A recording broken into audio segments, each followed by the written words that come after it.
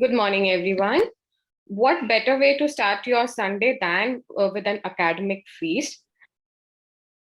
I am Dr. Lucy Kaveri, consultant in Department of Cataract and Refractive Services at Narayan Netralaya, Bangalore.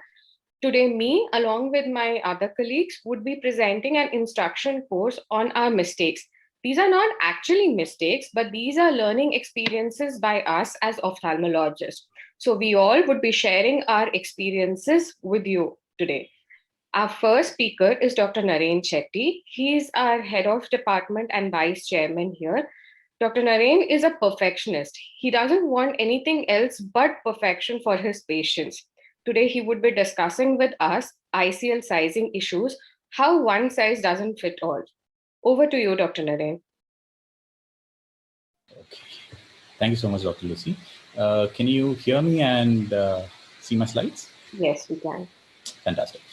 Good morning, everyone. On this onset, I'd like to thank AIOS for giving me this opportunity. Today, I'll be talking about solving the mystery of sizing the phakic IOL. So, phakic IOL is nothing but a lens which is placed in the sulcus to correct the refractive error. There are many companies which manufacture phakic IOLs, but in our hospital, we use the ICL and IPCL. Now, the most important measure for a phakic IOL is vault. Vault is nothing but the distance between the posterior surface of the phakic IOL, from the posterior surface to the anterior capsule of the crystalline lens. And the ideal vault varies from 250 microns to 750 microns.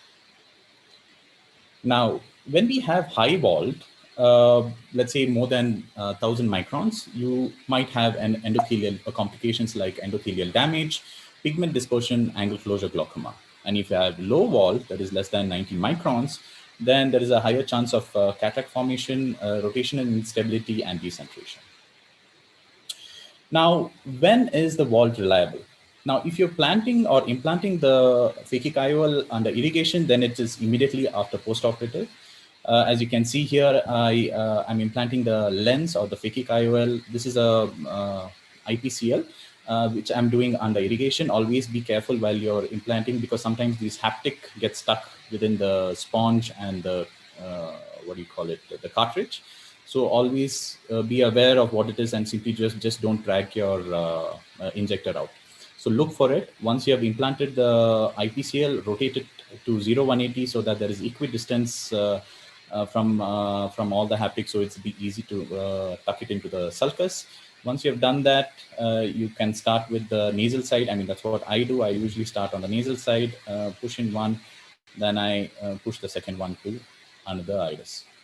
This is one way to do it. One more way of doing is where you can see the central tongue of the IPCL. You can put it first, tuck it in first under the iris so that it retracts the iris, and then you can tuck in the other two haptics into the bag, which is also actually much more simpler. So this is one good advantage of IPCL.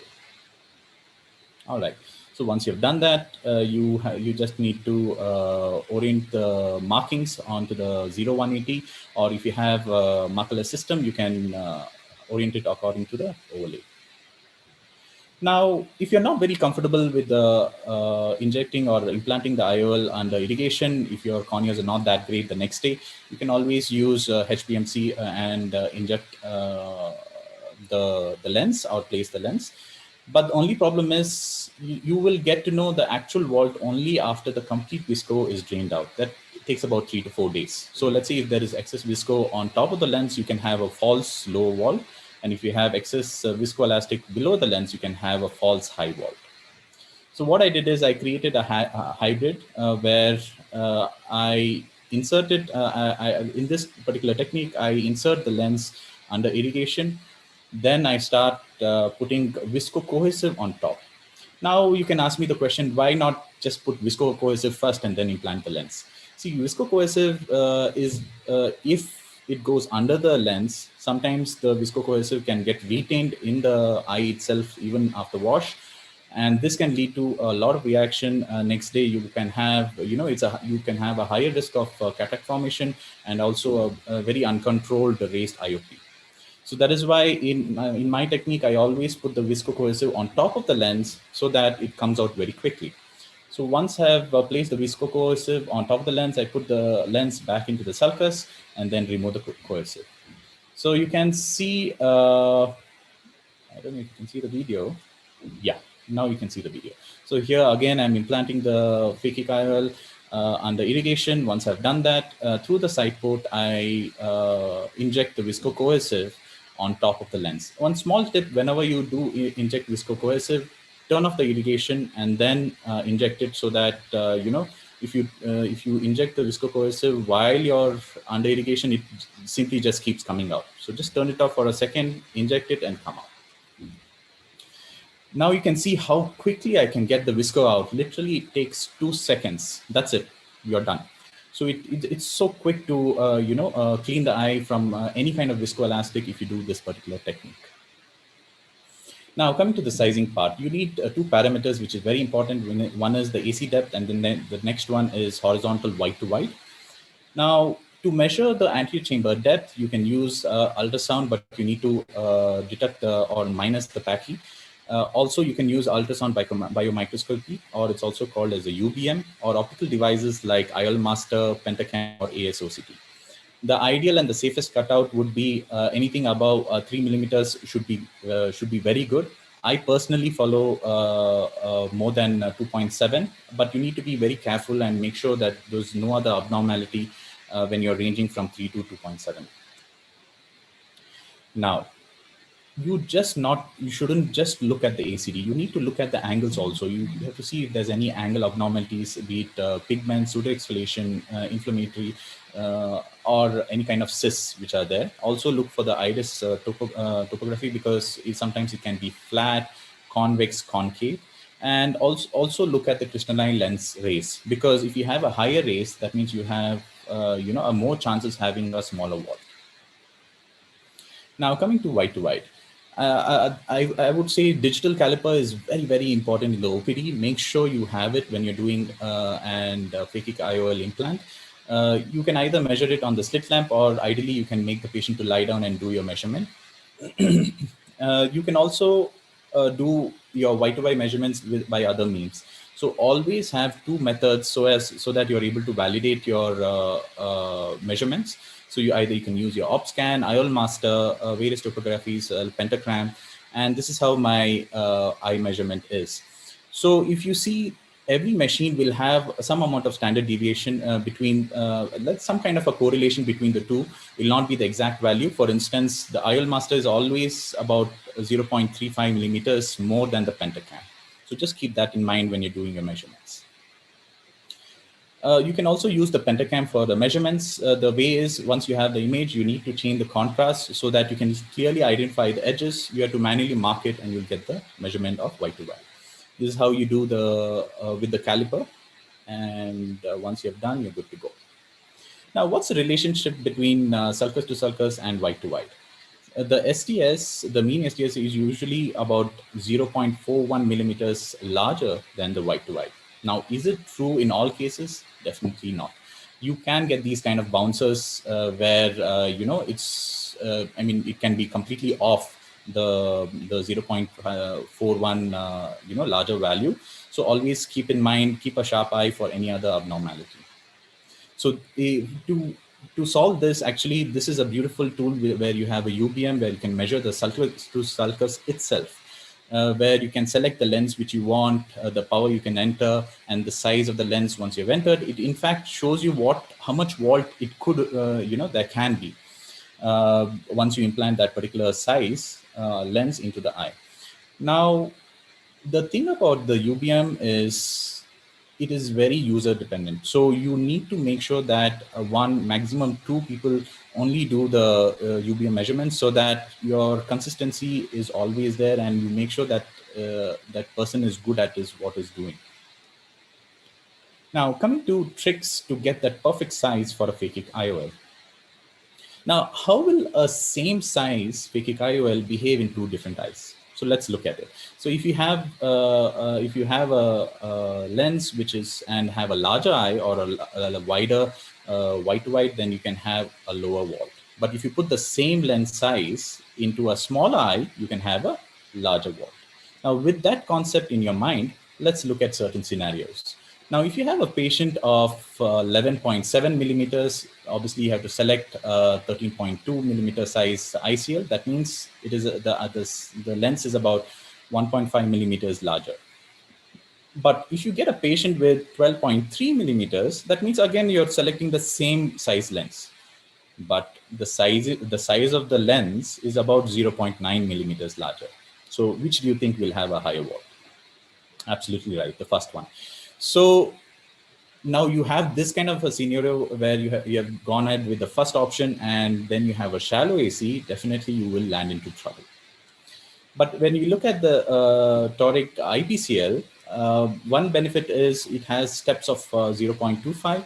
So let's say we'll play the same kind of scenario where you have 11.65 millimeters and you have selected a 13 millimeter size lens. So it is about 1.35 millimeters larger. Now, if you have a lens with wide, I mean a patient with wide 11.93 millimeters, you again select the same size lens, which is just about 1.07 millimeters larger. So which do you think will have a lower wall? Absolutely right, the second one. And when you have a lower wall, there's a more chance of rotation. And if you have a toric patient, definitely you will get into trouble. So the key or the correction factor, what you need to do is when you have a scenario like this, just go one size larger. So if you have, let's say 11.93, you can go with the next size, that is and then then the lens will be about 1.32 millimeters larger. So if you see that, I'm sorry to interrupt, sir, but we're running out of time. If you could sum it up, sure. I'm really sorry. This is my last slide. So it will be about 1.32 millimeters larger. So the whole point is just keep in mind that every time you increase about 0.25 millimeters in size of the lens, the wall changes about 100 microns. So I like to end by saying definitely the phakic IOLs, have been doing a fantastic job. In our experience, usually the patients are 6x6 the next day itself. And if you have not started phakic implants, I would definitely highly recommend doing so. Thank you for your time. Thank you, Dr. Nare. It was a wonderful insight into phakic IOLs. I just have one question that recently everybody is discussing that we shift from wide to wide to sulcus in our calculation or angle to angle measurement. What, in your opinion, would be better? Do we still continue with wide to wide or shift to these parameters? See, it's very simple. See, we shouldn't get stuck to one particular way of doing because each one has different machines in their opinion. Yeah. So you have to work with what you have always. You don't try to bring, you don't buy, just increase your cost or where you buy all the machines and you don't know where you stand. So always don't worry what you have with you, just try to work around it. And the more surgeries you do, you become better. You'll realize, the pros and cons of your measurements, and then you can tweak it a little bit and you're good to go. So it doesn't matter what you have with you, you can still work out. Doesn't matter you're relying on wide to wide or sulcus to sulcus. But the most important part is not to miss out any abnormality. That is something a complete no-no, where be it angle abnormalities. A lot of people don't even look at angles, and sometimes people don't look at the retinal peripheries for any weakness, which can lead to complications. So these are small things which you need to keep a key eye and do not miss on these factors. Very true. Thank you, Dr. Nare. We'll now move on to our next speaker, Dr. Hema Malini. She's our go-to person for ICLs. For last almost a decade, she's been the one who's been working in our institute for the ICLs and any issues related to that. Today, ma'am would be talking about ICLs and IOLs in keratoconus. Over to you, Hema, ma'am. Thank you, Lucy.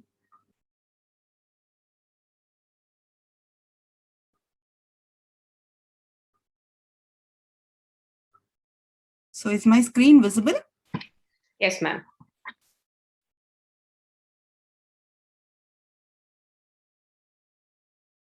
All right. Very warm good morning to all of you. So I'll be briefly covering on my topic, which is ICLs and IOLs in keratoconus. So we all know keratoconus is a bilateral chronic ectatic condition leading to very high regular, irregular astigmatism, higher order aberrations, and poor quality of visual matrices. Now, there are three arms when it comes to visual rehabilitation in KC. One, the goal would be to halt ectasia through collagen cross-linking. And second, improving the corneal shape through intracorneal ring segments. And thirdly, the refractive error correction, which can be done through various methods. Today, I'll be concentrating on phakic intraocular lenses and pseudophakic IOLs, or they could be combined procedures. Now, further, with respect to management, it can also be classified depending on the size and centration of the cone, and also further subdivided based on the age and stability of keratoconus. Now, coming to the intraocular surgical options, they could either be standalone procedures or they could be combined procedures wherein these intraocular surgeries may be preceded or combined with collagen cross-linking and intracorneal ring segments. Now, the first subsection, the phakic lenses, here I'll be concentrating on the ICLs. The two main important features. One is toric ICLs in keratoconus. It's a corneal sparing procedure. Hence, it avoids any other further jeopardy to the already weak cornea in keratoconus. But then the biggest challenge is always stability of refraction. Even if, that is a challenge, we all know that ICL is a reversible procedure and lens explantation is always an option. Now, these are some of the prerequisites, ensuring that this procedure is always done in a stable keratoconic eye, which means refraction has to be stable and there should be no surgical intervention for at least 2 years. And in the case of post-collagen cross-linking, the refraction should be stable for at least 3 consecutive months. Also ensure that the cases that we choose should have at least a central clear cornea, keratometric values ideally at least less than 52 diopters, and a central or a centralized cone. In the centralized cone, what I mean is, bring it back to its shape probably through intracorneal ring segments. Now, the category of patients who are going to be most benefited are contact lens users who are intolerant to contact lenses with associated VKC, also who may have a poor contact lens fit, but ensure that they have a best BSCVA of at least 2/50. And like I said, central clear cornea and keratometric values, ideally less than 52 diopters, and a stable refraction. These are the other routine indications which is applicable to all ICL implantations. And these are the list of exclusion criteria. But particularly when it comes to keratoconus, when not to do or implant an ICL. The first scenario is when there is extensive scarring involving the central cornea, and in case of a steep decentered cone. So is there any way of predicting what would be the visual outcomes if at all we are planning to do ICLs in irregular corneal astigmatisms, which would result in poor visual quality metrics? So first of all, we can check the best CDVA with glasses. Also look at the CDVA with RGP lenses. Now, if there's a gross difference between the two, then we'll have to ideally wait until we can, regularize the cornea and then probably look at it as an option. Now, what is the difference in terms of the visual outcomes when you look at a centered cone and a decentered cone? So in a centered cone, there are 3 interfaces, the cornea, the ICL as such, and the crystalline lens. And therefore, in the post-operative outcomes, the patient may have minimal dysphotopsias, whereas in a decentered cone, there is an additional cone which comes into the 4th refractive zone, and this therefore will end up with the patient having large HOAs, ghost images, glare, halos, etc. Also make sure, this goes without saying, that you spend ample chair time with the patient counseling, and also make sure that the pre-op consent form is thorough and meticulous. Now, the Vision Toric ICL is built on the same platform as the spherical model made up of Colama. The cylinder is on the anterior surface, and the cylindrical correction range is between +1 to 6 diopters in 0.5 increments. So there are large number of peer-reviewed publications which are listed here, out of which one of these, the study done by Nawaz et al., has a large follow-up of 38 months. And in terms of the larger number of patients, Alfonso et al. Have 25 eyes. Now, the pre-op planning can be classified as under sizing related measurements, assessment of aberrations, importance should be given to pupillary size and make it a point to evaluate it in different lighting conditions, and all the other investigations mentioned here, which should never be overlooked and have to be studied in detail. Now, coming to the sizing of ICL specifically in keratoconus, it has been shown that there would be corneal and limbal stretching in advanced keratoconus cases, which would make it difficult to actually measure the white-to-white measurements correctly. This could lead to improper ICL sizing. And therefore, it would always be recommended to correlate the white-to-white values that are measured with the sulcus to sulcus values measured on UBM. Also in keratoconic eyes, the ACD can be highly variable or deep. And when it comes to eventual choosing of the size, always choose to err on the higher side, which would then ensure a good rotational stability of the lens post-operatively. And particularly in eyes with a combination of myopia and keratoconus, meticulous examination should be given to rule out zonular weakness also.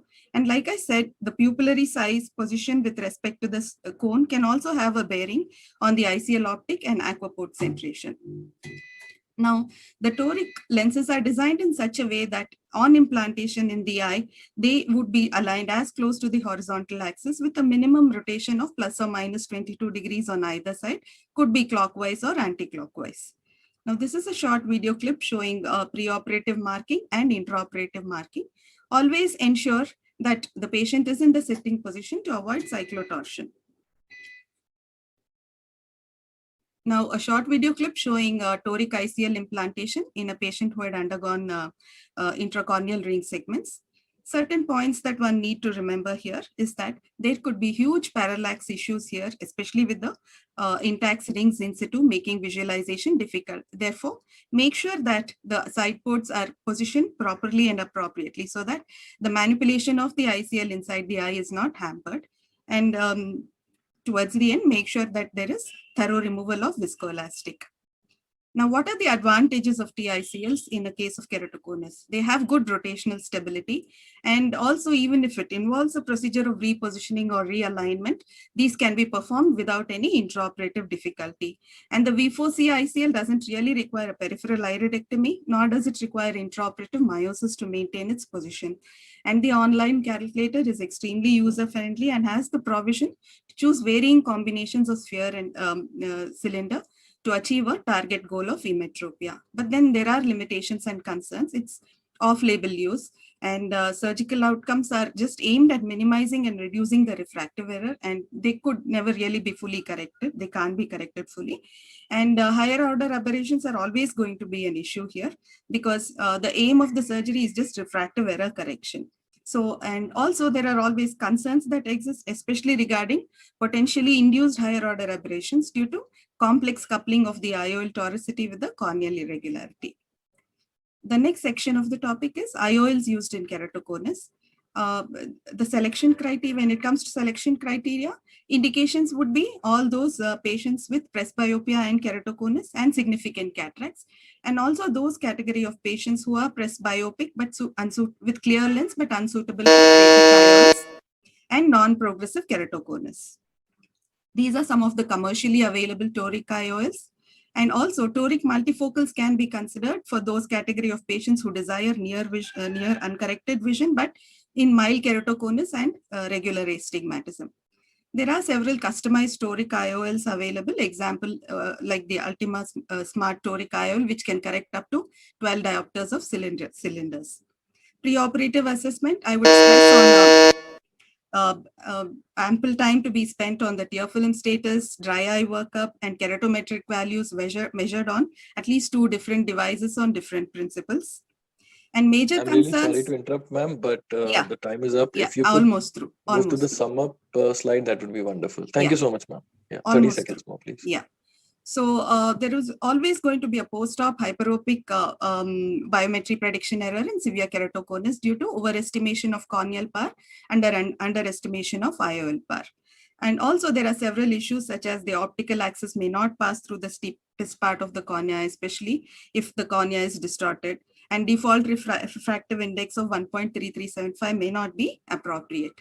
Also, one should include posterior corneal astigmatism in the calculation. So axial length measurements also need to be measured, especially on the optical biometry. and newer modalities such as Pentacam can be used.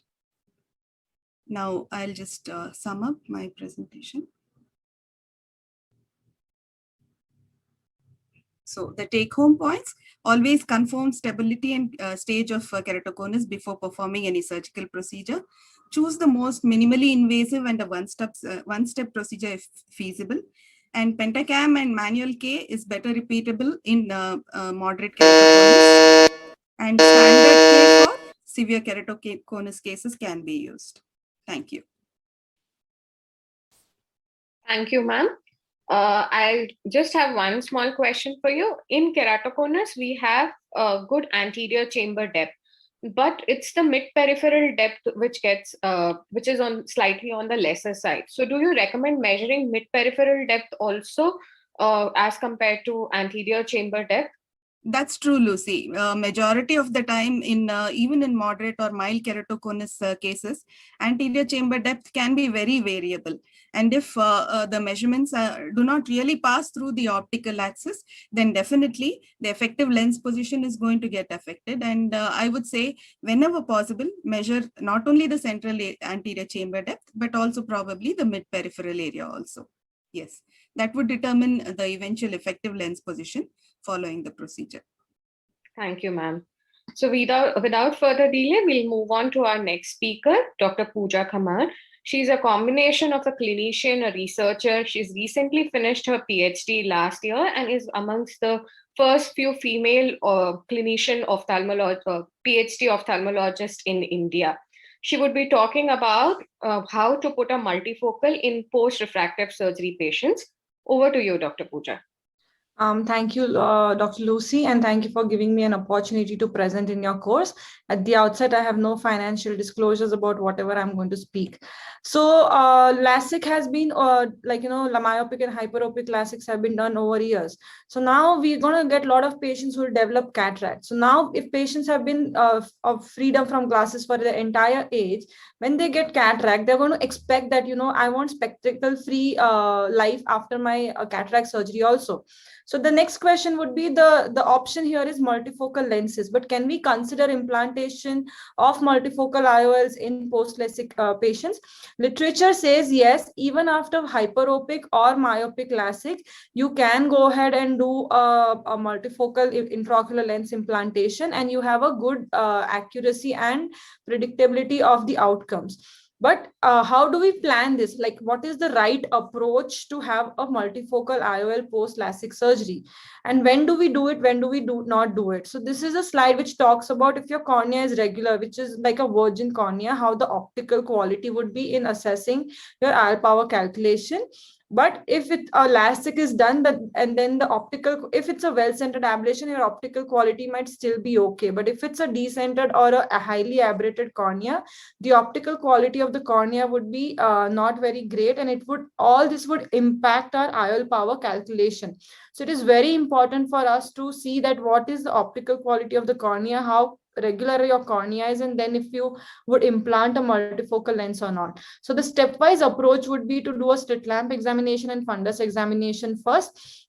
Whatever holds true for your normal multifocal IOL patients like virgin eyes tends true here also. If any corneal opacities or neovascularization of iris or zonular dialysis or phacodonesis is there, then you would like to avoid of multifocal lenses, or even if there is any retinal conditions present, then you would avoid doing a multifocal lens for this patient. So this holds true, and these are most of them are high myopic patients or hyperopic patients. So it is very important that to rule out these conditions before doing it, and they might be at higher risk of myopic CNVM. So that also needs to be elucidated. The next would be dry eye assessment. As these are post-LASIK patients, they might be having higher risk of dry eye, or their surface might not be extremely healthy. So we need to do a detailed dry eye evaluation for them. And as we are doing a premium IOL, a meibography or an optical quality analyzer system or doing an epithelium map would be very much helpful, and it would help us plan whether it's possible or not. If the surface is unhealthy, then you treat the surface with one of your drops and then take the patient up for surgery.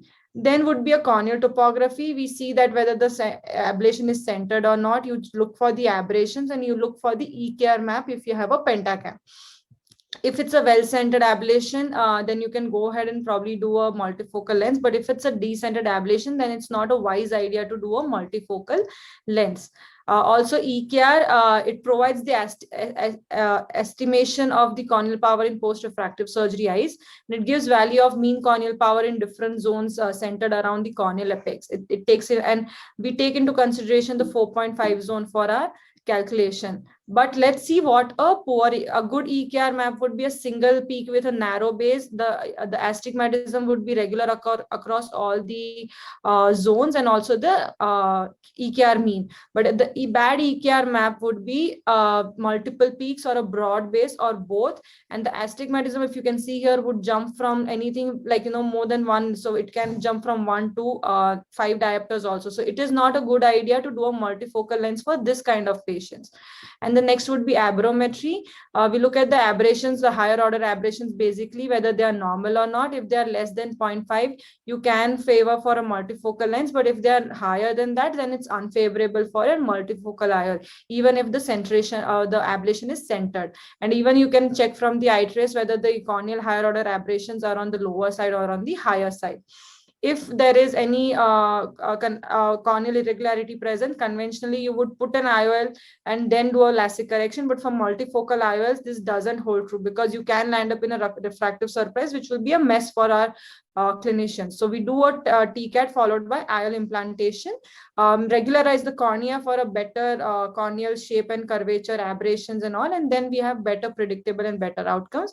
And these two papers just talks about how you regularize the cornea and then go ahead and do a refractive a cataract surgery.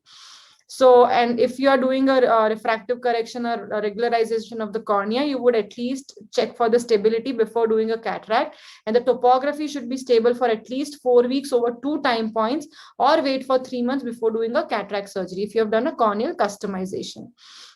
And also this is a flow chart. Then when you would, if it's a cornea is centered, then you would go ahead and do a cataract surgery. If not, then topo guided treatment followed by a cataract surgery. The next would be also important to see an angle alpha and angle kappa, because if angle alpha is less than 0.5, then it's favorable. But if it's more than it will lead to a better centration of multifocal IOL.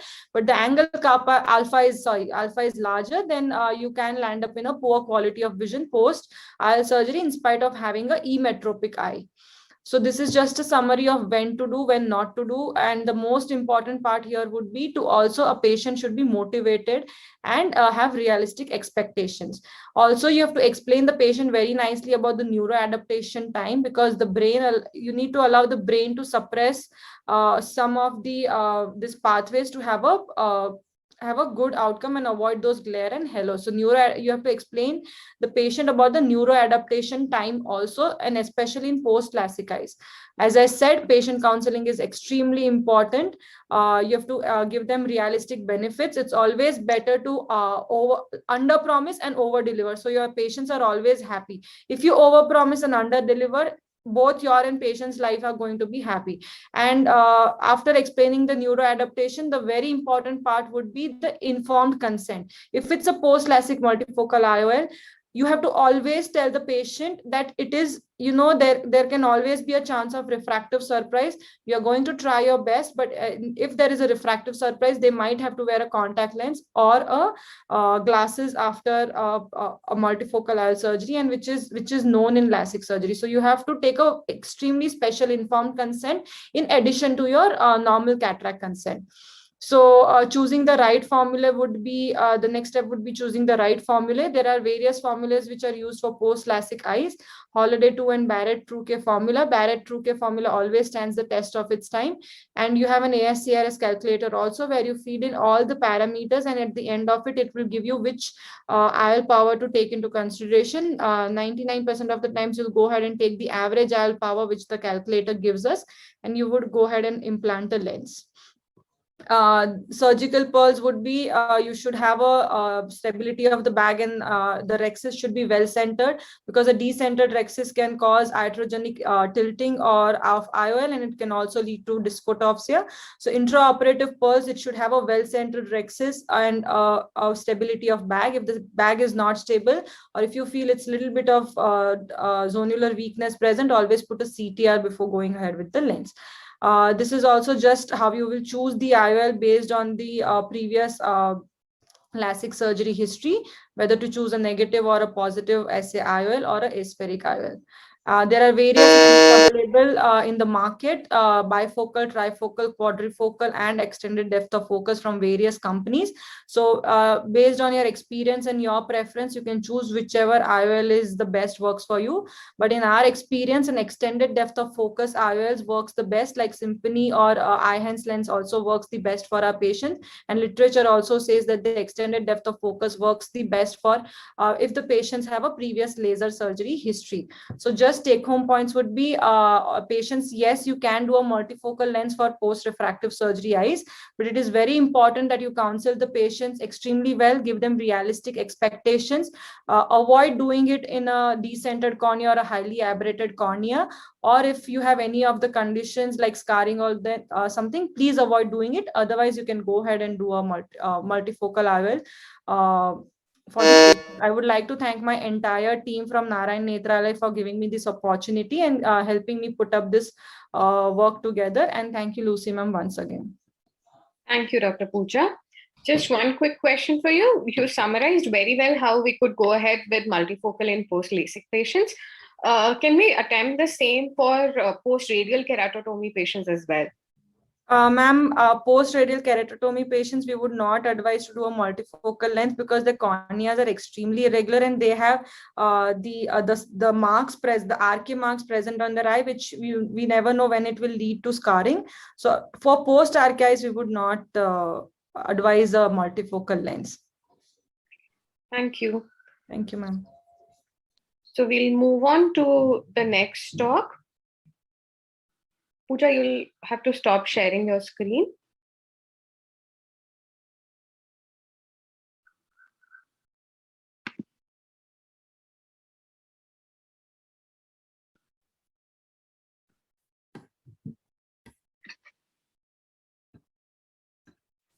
Is it okay now, ma'am? Let me try. Yes, it's okay. Dr. Lucy, you can invite the next speaker. Yeah, I'm the next speaker. I'll just share my screen. Yes, sorry, apologies for that.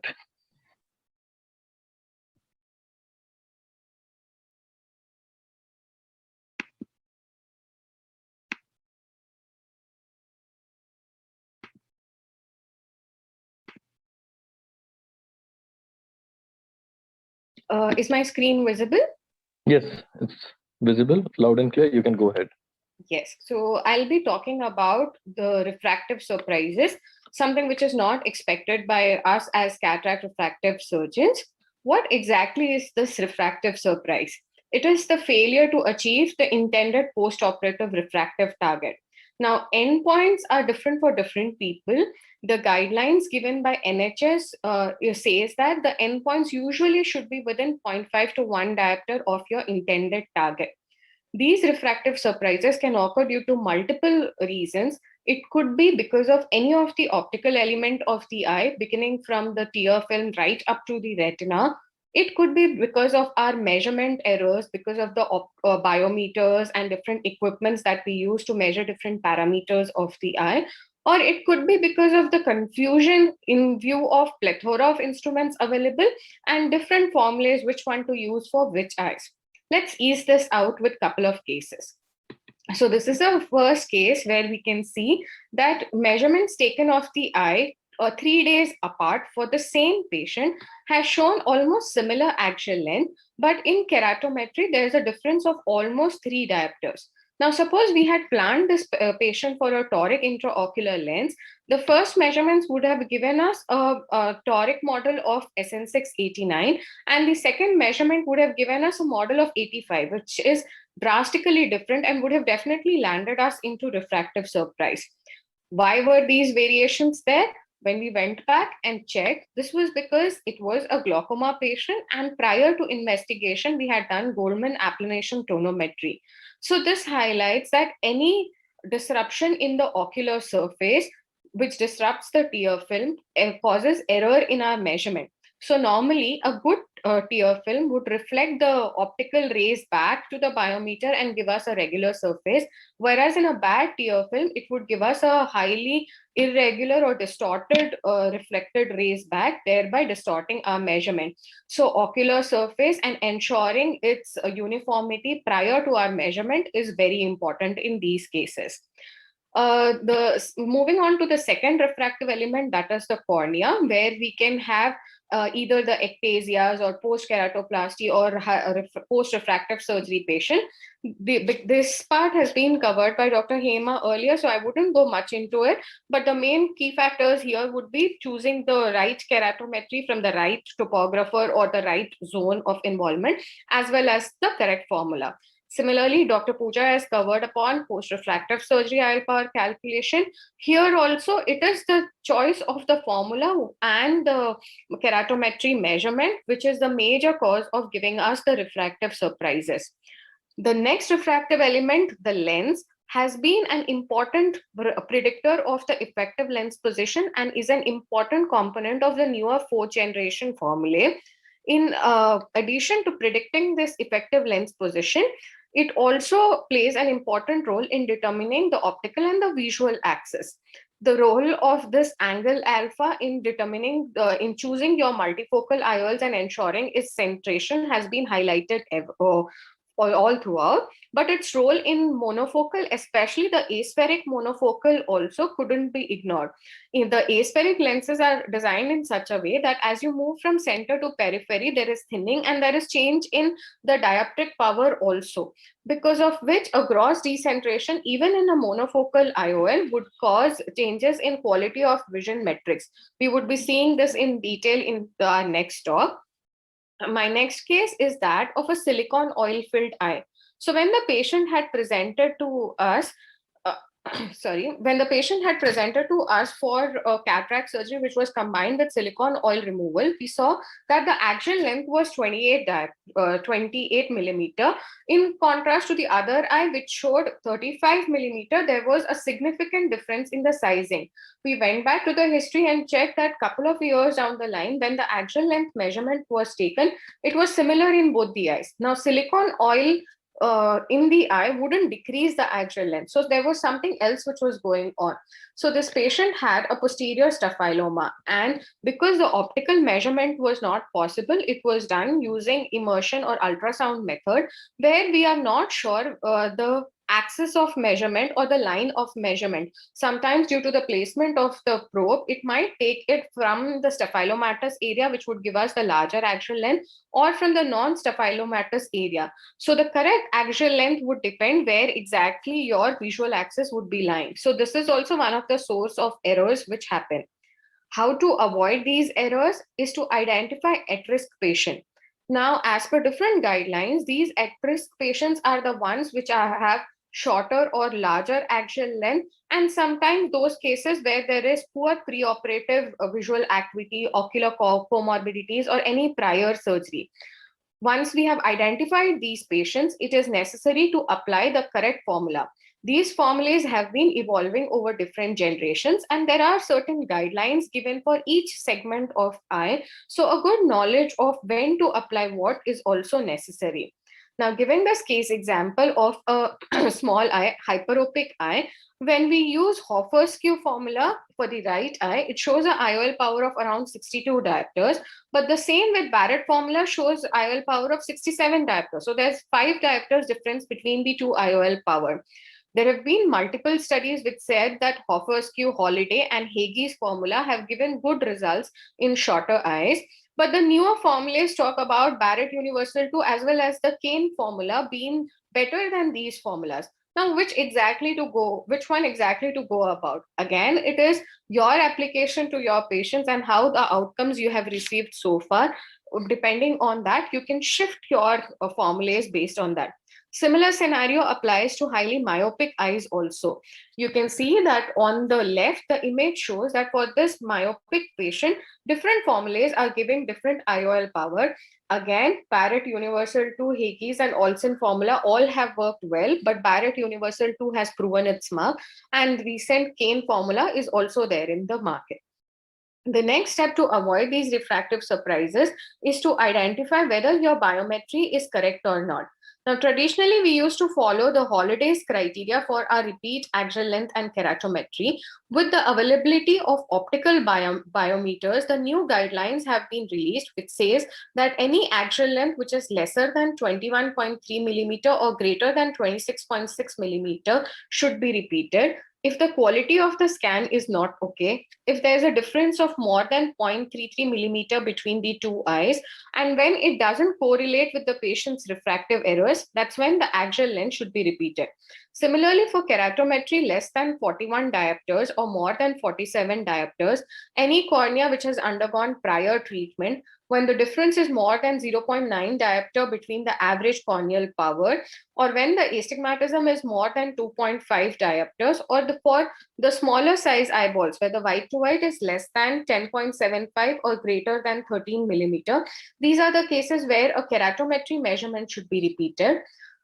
After calculating IOL powers, if the IOL power is greater than 3 diopters of what you have anticipated, or when the difference between the two eyes is more than a diopter, the entire procedure of measuring the axial length, keratometry, or recalculating should be done. These are the guidelines given for validation of IOL power calculation as at the website of drhill.com. So once we have done our planning in terms of measurement and calculation correctly, the other source of error is the clerical error. You always have to ensure that you have the right patient with the right eye and the correct IOL, because sometimes just the coordination between you and your assistant or just shifting the patient from here and there could also result in these errors. Well, once you have these refractive surprises, it is not something which is the end. You can still counsel the patient if it's a minimal refractive surprise and patient spectacle correction would suffice.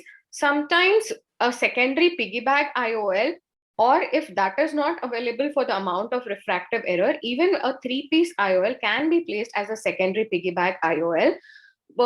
If accurate biometric analysis and selection and calculation have been adequate, the techniques of cataract surgery have also resulted in refractive surprises. Like in the image here, you can see that the visco behind the IOL has paused its anterior movement. Such cases usually give you a myopic surprise. If an immediate post-op, a good visco wash would help. If it is due to late onset capsular bag distension, doing a YAG capsulotomy would also Really sorry to interrupt, ma'am, but the time has run out. Just 30 more seconds, 30 please. seconds more. Yeah. Would take care of your refractive error. Other options would be doing top-up PRK or LASIK, which is also known as bioptics. In amongst the all top-up procedure, the LASIK group has shown the best outcome in both monofocal as well as post-multifocal IOLs for the residual refractive error.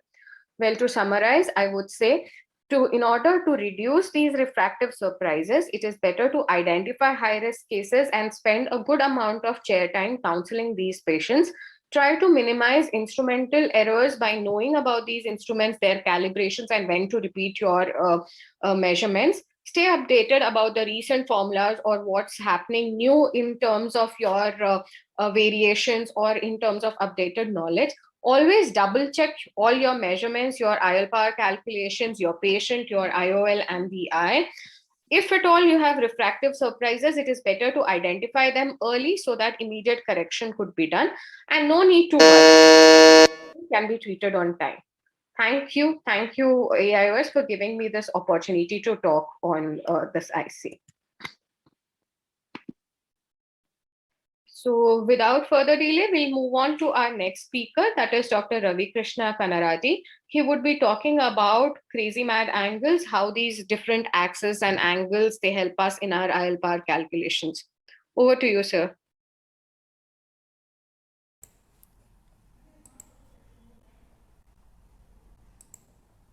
Thank you, Lucy.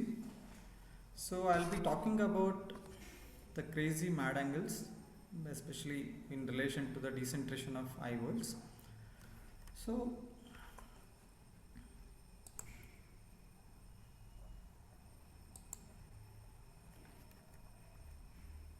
until a few years ago, we used to do cataract surgery, and next day we used to check the vision. If it is 6/6, then we used to feel that the target is achieved.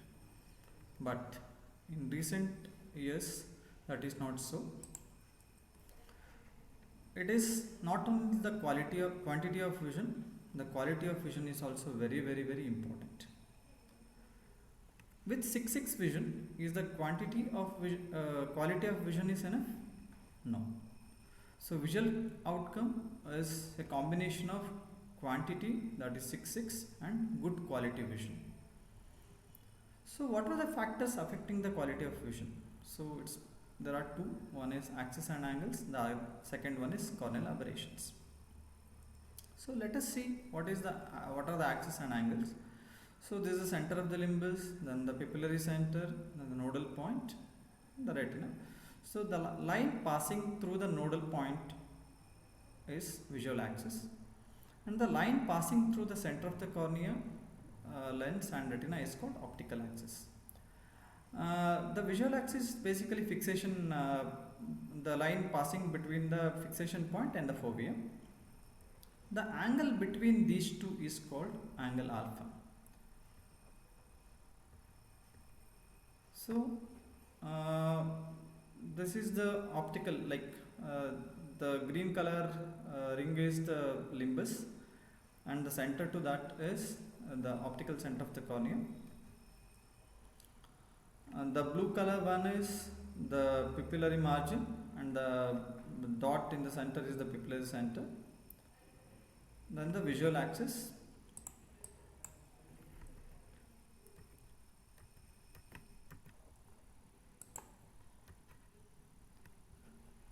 So there are three centers. One is optical center, the green one, then the pupillary center, then the visual axis. So the angle between, or the distance between the visual axis and optical center is angle alpha. The distance between the visual axis and pupillary center is angle kappa. So what are the factors which can have a problem with this decentration? Basically, like if there is any large angle alpha or any other thing which are related to surgery can affect these points. So we have to have a centering capsular axis. The central 5 mm axis is a key point in this for a good cataract surgery, and implant also. So ideal rexis should be continuous, circular. It should overlap IOL around 360 degree. If the rexis is not well centered, it can tilt the IOL or decenter the IOL, which can result into dysphotopsia or reduced visual acuity. So femtosecond, like for a good centration of the IOL, we can do a ideal rexis, or we can use a femtosecond laser, or we can use a CTR to stabilize the bag, as well as that sometimes can cause a very good centration of the IOL. So if the capsular rexis is too small, it can lead to a fibrosis of hymosis, which leads to asymmetric shrinkage of the bag, which can result in anterior posterior shift or decentration of IOL.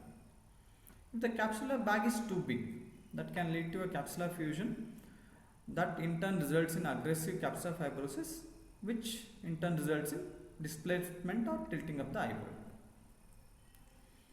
So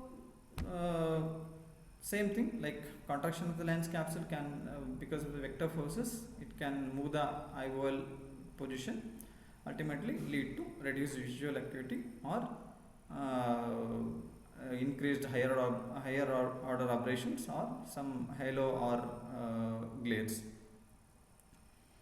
So IOL related factors are well centered IOL is very important. If there is any tilt, that can change the game. So, and what is the optic of the IOL, that and material of the IOL, and site of implantation of IOL, whether it's in the bag or in the sulcus. So if the IOL decentration happens, like normally decentration of less than 0.4 millimeter doesn't cause any symptoms. If it is more than 0.4, it can lead to visual phenomena. Even IOL tilt also, if it is less than 5 degree, our brain can tolerate. If it is more than that, it will also lead to some visual phenomena. So these are the determinants of IOL decentration. Whether the preoperatively there was any crystalline lens tilt or not. Second one is myopic or hyperopic eyes. Whether you have done a perfect rhexis, whether it's a small rhexis or large rhexis. Then what type of IOL we have chosen, whether it's a aspheric lens or monofocal lens or multifocal lens or EDOF. And whether there was any previous retinal surgery. So these are the determinants of the IOL decentration. So in a conventional monofocal IOL, even up to 1 millimeter decentration will not give rise to any symptoms. If it is more than 1 millimeter, it will give rise to visual symptoms. So contemporary IOLs like premium IOLs like multifocal EDOF or aspheric IOL, accommodative IOLs, even if there is a small decentration, it will give rise to visual phenomena. And if it is a wavefront correcting IOL, even a 0.3 millimeter decentration can give rise to coma aberrations. So there are a lot of studies which says that in these premium IOLs, even a small decentration or shift can lead to a lot of patient discomfort, unhappy patients basically. So we can evaluate crystalline lens tilt preoperatively using a swept source OCT. So these are some studies in which it says that these decentrations can definitely give rise to a lot of unhappy patients. So we need to evaluate before surgery whether to know whether this patient is suitable or not. Even a thick PCO or any fibrous capsular thickening or this can cause decentration. Even some studies says that by doing a arc laser capsulotomy, if you do a bigger opening, that will also can give rise to decentration or and tilt of the intraocular lens. So whenever there is a IOL tilt or IOL decentration, that can give rise to all these problem. One is it can induce a new astigmatism. It can give rise to glare and halos. It can reduce, increase the higher order aberration. So how do we measure this IOL decentration? It can be a Purkinje imaging system, Scheimpflug imaging, ASOCT and eye trace. At our center, we use eye trace to know the decentration. Basically, we measure angle alpha. So angle alpha, the normal range is 0.3 to 0.5 millimeter. If it is more than 0.5, then definitely we don't recommend to use either aspheric lenses or EDOF or trifocal or multifocal lenses. So there are some case examples in which the case one had a 6/6 vision, but he was not happy with the quality of vision. So we went ahead and did eye trace. The angle alpha was more than 0.5 millimeter. So this is the normal clarity of vision, and with the decentration, you can see the aberrations. And here you can see a decentered IOL. Here also and this is a tilt. We have a buffer of 15 minutes for discussion. So, sir, I think you can continue. Nikhil, I think he can continue because we still have a buffer of discussion. Okay, ma'am. Okay. Current timer mat dena, no problem. Thank you, ma'am. In affecting the sorry. You can go ahead, sir. Corneal aberrations also can affect the quality of vision. So apart from axis and lines. So there are basically two types of corneal aberrations. One is lower order aberrations like spherical cylindrical power, and higher order aberrations like trefoil, coma, all those things. Whenever there is high HOS, definitely it will give rise to poor quality of vision. So we can assess this corneal aberrations preoperatively, either using a eye trace or pentacam. So this is a picture of pentacam in which the high order aberration is 2.56. The normal is less than 0.5. So these type of cases are unfavorable for multifocal IOLs. So how we can prevent IOL decentration? So preoperative thorough evaluation is very important. So we have to identify whether there is a zonular dialysis or any zonular weakness. Then we should aim for a good and well-centered rhexis. We should make sure that we aspirate the cortical matter and visco completely. And to prevent PCO, it's better to do a capsular flushing. And if we feel that there is a weak zonules, it's better to implant a CTR either before phaco emulsification or after phaco emulsification. And one more thing in a diffractive multifocal IOL is, for example, when there is a high angle alpha and you have placed a diffractive multifocal IOL. Here it is decentered relative to the visual axis. So patient might look through these diffractive rings rather than through the central optical zone intended, which can cause deterioration of visual quality. So that's how we'll have an unhappy patient, even though patient is reading 6.6, but because of high angle alpha, he is having very poor quality of vision with induced high order aberration, glare and halos. So centration of the IOL, especially multifocal or EDOF or mild to moderate high toric IOL is very important. Otherwise, it will lead to these visual phenomena. So when the optics of the implant and the optics of the eye align, we'll have a very good outcome and we'll have a very happy patient. So take home message is up to 5 degree tilt is usually present in crystalline lens. Post-operative IOL tilt depends on the pre-operative lens tilt. Final quality of vision depends on the combination of IOL decentration and tilt. Two most important determinants of IOL centration are types of rhexis and position of the haptic. So back like in the back is more safer for the decentration compared to the sulcus. Effect of IOL decentration is more in aberration correcting IOLs. Like if it is multifocal, it is more compared to monofocal. But if there is a like high angle alpha, it's better to avoid multifocal EDOF and like maybe high toric IOLs. So advantage of aspheric IOL is lost when the decentration is more than 0.5 millimeter. Thank you.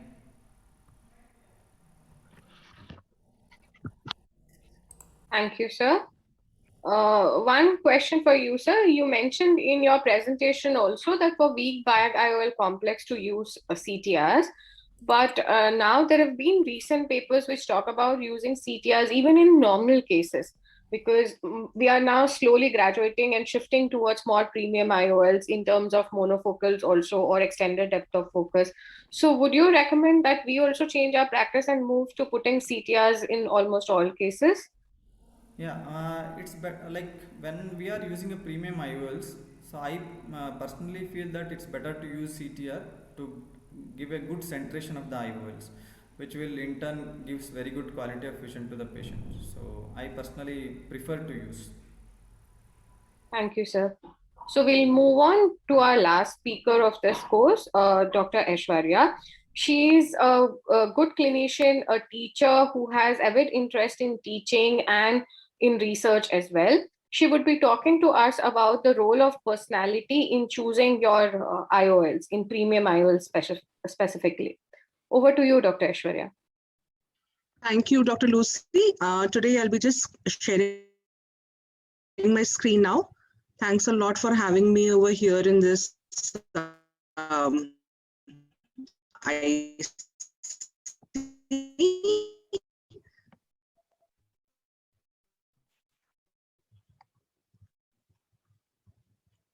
on the importance of personality in choosing premium lenses.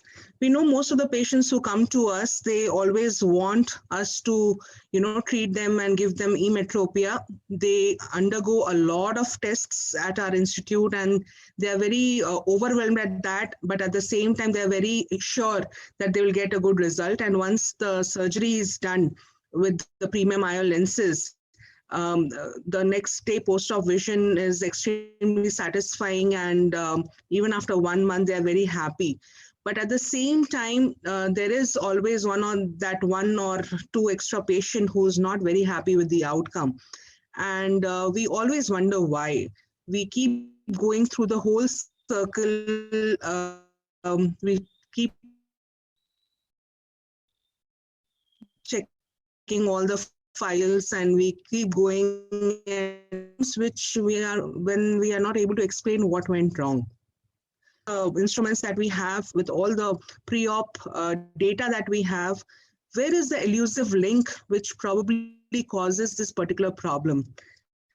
This is the elusive link. This is the personality of the patient who has come to you, and the personality as such comes along with a lot of other factors which help you to assess and probably decide whether or not to give a premium lens to the patient.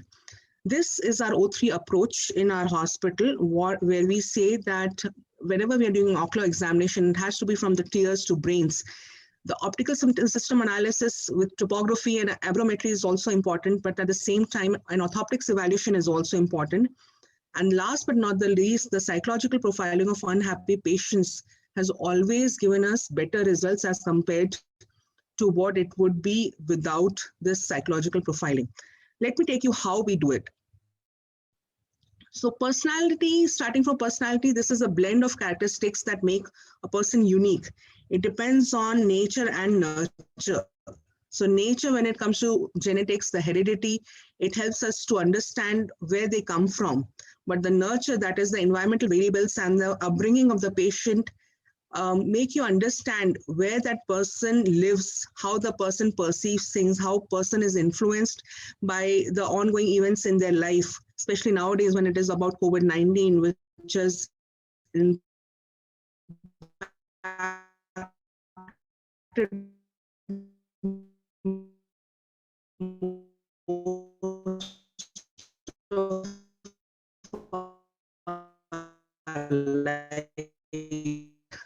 instead to understand the use of personality questionnaire, and years ago, that is in April 2003, a keratoconus myopia and personality paper was published in cornea, which studied, and this indicated that there is little evidence to suggest that keratoconic patient differ significantly personality from a group of moderate to high myopes who also depend on contact lens correction for distance vision. Similarly, in Journal of Glaucoma, we had a once daily prostaglandin analog medication in glaucoma. So these particular papers also help us to understand that personality questionnaires are not new, and they do help you to understand what and how and when you should administer study in personality in uveitis in 2016. And this paper was published in Journal of Ophthalmic Inflammation and Infection, where we found that an association between organized personality type and uveitis is present, and a calm personality and HLA-B27 related uveitis warrants further studies to understand the complex mechanism of psychoimmunology in uveitis. With this paper, we also wanted to understand which personality questionnaire would be helpful for us in assessing IOL patients, patients who are going for cataract. And with this personality, we found that there is a particular paper called ICENEC Personality Questionnaire, which has 57 questions with yes and no answers, where 24 of them stand for neuroticism and 24 of them stand for extroversion and 9 for a LIE score. We all know what is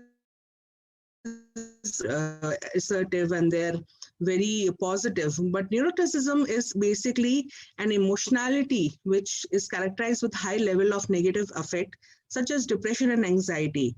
According to ICENEC's theory, is based on activation thresholds in sympathetic nervous system or visceral brain. This is a part of the brain that is responsible for fight or flight response in the face of danger. Neurotic people have low activation thresholds and are unable to inhibit or control their emotional reactions, experience negative affect, on very minor stressors.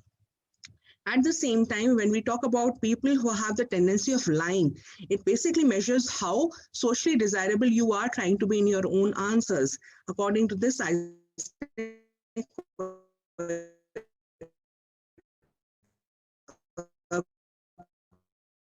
questionnaire, be something to do as an extrovert, and 12 and below would be an introvert. Neuroticism score more than 12 would be neurotic, and 12 and below would be stable. At the same time, the falsification score, where a person was trying to please you and trying to understand what the questionnaire was of 5, then the person is appeared to be lying. The 4 temperaments, according to this particular ICNIC questionnaire, are ranging from introvert to extrovert, stable to neurotic personalities. So the personality types are sanguine, melancholic, and choleric. So phlegmatic and sanguine personalities are the ones which are ranging from introvert to extrovert, but phlegmatic personality would be a combination of introvert and stable, which will have an extroversion score of less than 12, a neurotic score of less than 12. Melancholic would have extroversion score less than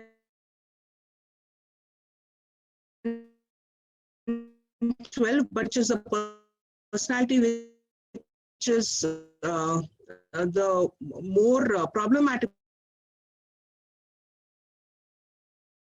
The phlegmatic personality is likely to be calm, cooperative, and agreeable.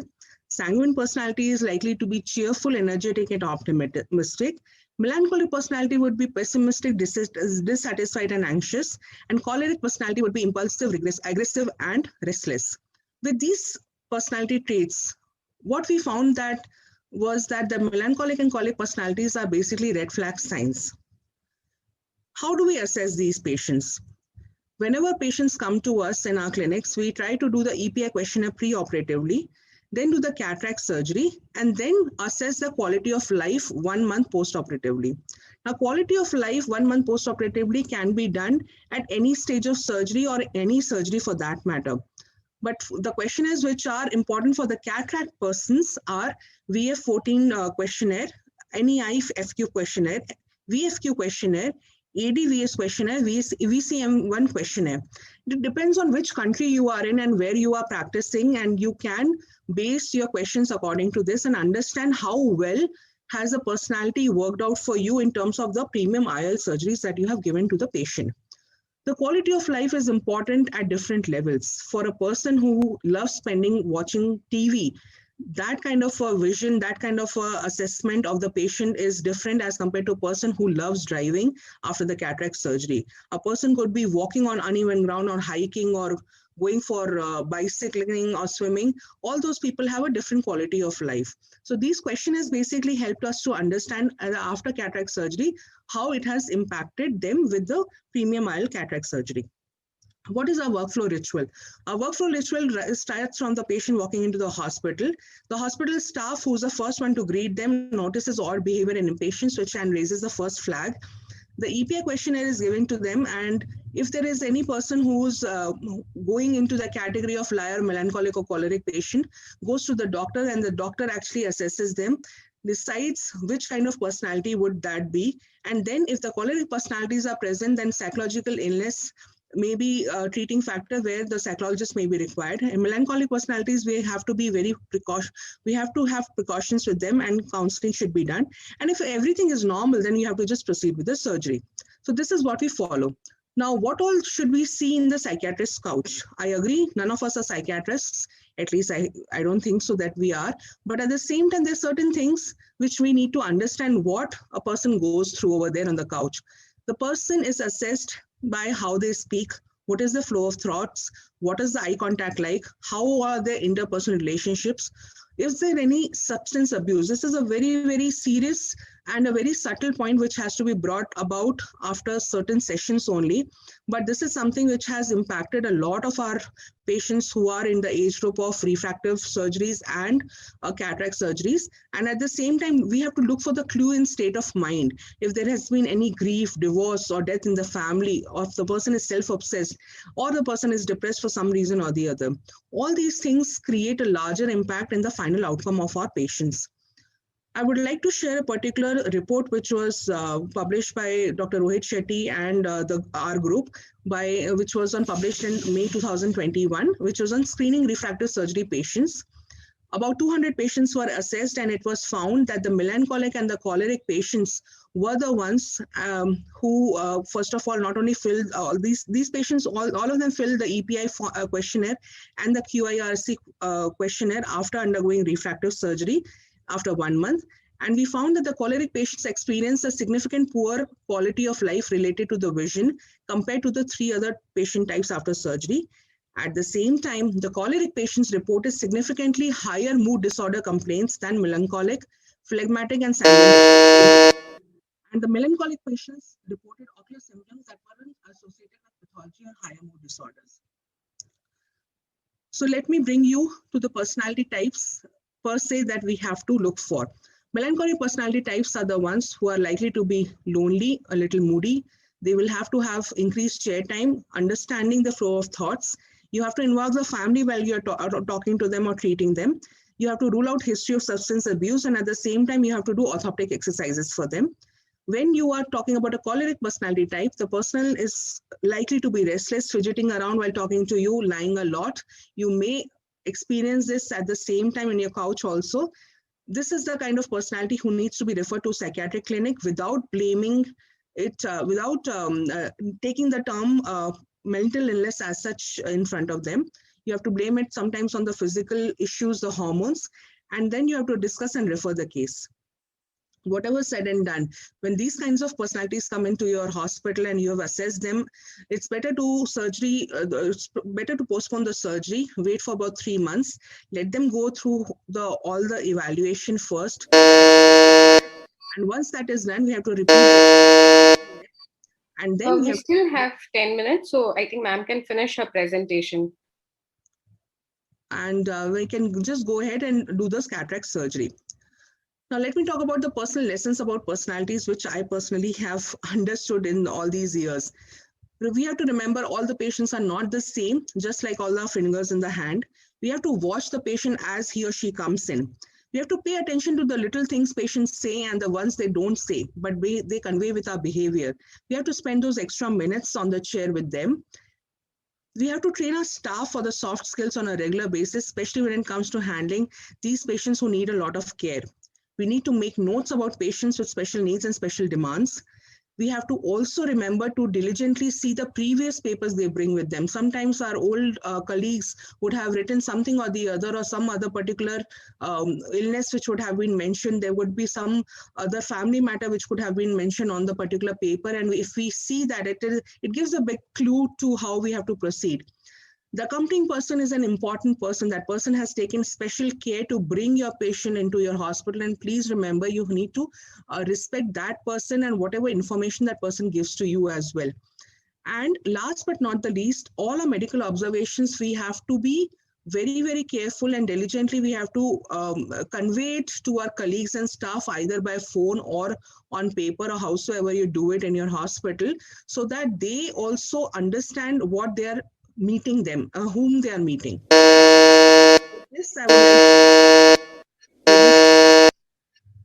With this, I would like to thank everyone and all my colleagues in the hospital. They all come from different places and they all have different personalities, and they have helped me learn a lot. Thanks a lot, and thank you, everyone. Thank you, Dr. Lucy. Thank you, Dr. Aishwarya. It was a wonderful talk. Just one quick question. Now, as you said that if you have identified any of these personality disorders, we would wait for 3 months and give them proper therapy, what is needed. After the patient comes back, would you still want to go ahead with your multifocal or any other premium IOLs, or would you want to change your plan of action? A plan of action will always depend on how the person perceives life to be. If the person is very, very particular about getting 6x6 all the time, wants authority to be written on the paper, no, you have to give me in writing that you will give me 6x6. I would rather refrain. I would rather say, no, thank you very much. We will probably go for, the best option will be going for a monofocal and not for a multifocal. It is best to err on the safer side. It is best not to invite trouble, especially in the times when we know that the legal aspect of our surgeries cannot go unnoticed. So everything needs to be on paper, be it informed consent or be the consent the patient is given on the paper. Everything needs to be on paper, and ideally there should be a video consent for these patients as well, which is very important. I'm sorry to interrupt, ma'am, but we will have to conclude the session. We have another session and we also have a video which we need to be played before the next session starts. I'm sorry. We are done with all our talks. Thank you so much, Nikhil. And thanks a lot to all my colleagues who have agreed to be part of this instruction course, and we were able to finish it successfully. Thank you. Have a good day.